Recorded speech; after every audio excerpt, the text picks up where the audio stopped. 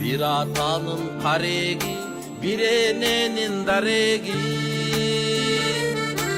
bir tuğanda rasıldar ey, bir cemiştin danegi. Bir daraktın tamırı, bir çıraktın yarığı,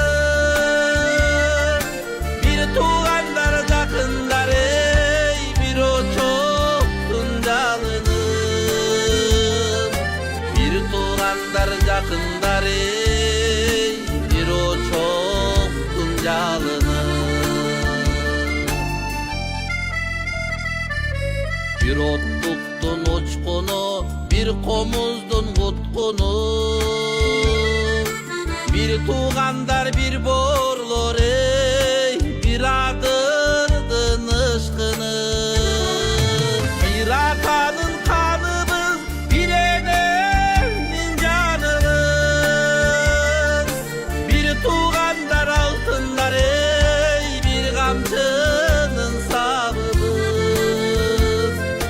Bir tuğandar altınlar ey, bir kamçının sabımız.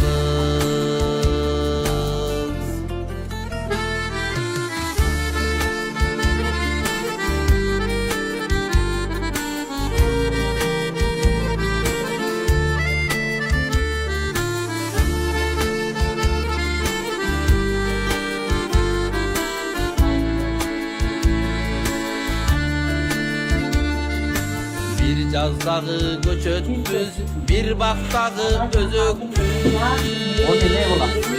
Biri bizge, biri bize, büyük toğ. Allahu Ekber. Amin. Betuğanlar hoş geldiniz. Gece örtün. Sen daha böyle koy takmını. Sen memenle mısırası koyun.